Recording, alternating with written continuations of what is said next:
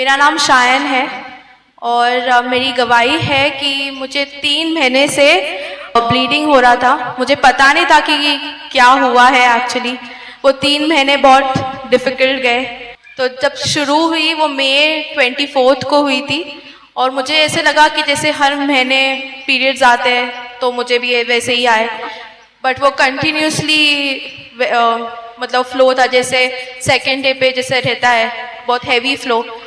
तो वो फ्लो देखकर मैं एक दिन बहुत डर गई, क्योंकि जब मैं वॉशरूम गई थी तो मेरे पूरे कपड़ों पे वो खून के दाग थे और समझ नहीं आ रहा था कि क्या करूं।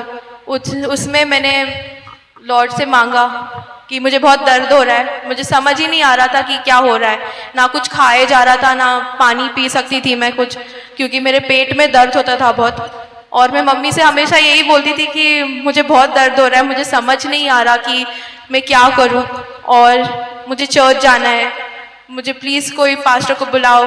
मैंने बहुत प्रेयर मीटिंग्स भी अटेंड किए उस टाइम कि मुझे बस हीलिंग चाहिए। तो मैं रोज़ लॉर्ड को बोलती थी कि मुझे चर्च चाहिए, क्योंकि मेरे जो पास्टर थे वो अभी पिता के पास है। तो मुझे चर्च नहीं था बहुत टाइम से। मैं लॉर्ड से रोज़ मांगती थी कि प्लीज़ मुझे मेरे पास्टर जैसे कोई पास्टर दे दे जो मुझे ठीक करे, मुझे सेफ का ही करना है। बट बहुत तकलीफ होने लगी उस टाइम पे। सपने भी अच्छे नहीं आते थे, जैसे दुष्ट आत्मा आकर मुझसे बोली थी कि तुझे क्या लगता है तू ठीक होगी, तू ठीक नहीं होगी, मैं तुझे सड़ाऊंगा। मैं बहुत चीज़ें इस तरह से उन्होंने मुझसे बात की।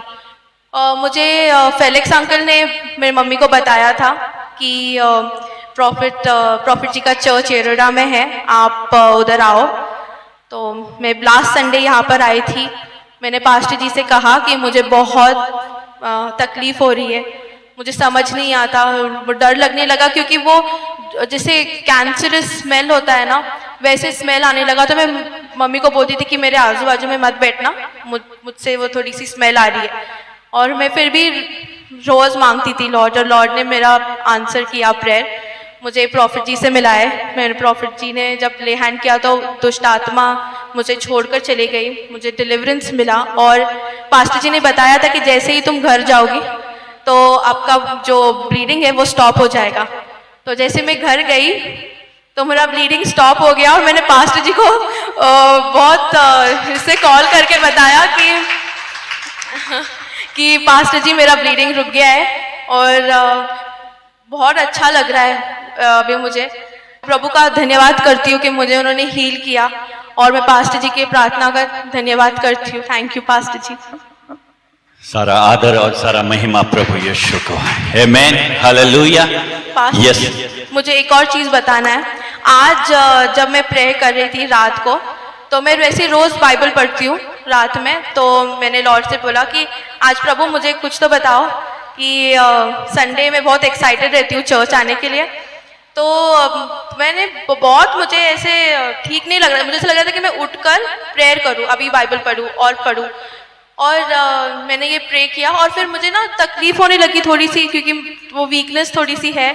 तो मैंने ना बाइबल पकड़ा और मैं रोते जीसस को बोला कि जीसस, मैं आपसे बहुत प्यार करती हूँ, आपने मेरा हमेशा साथ दिया है।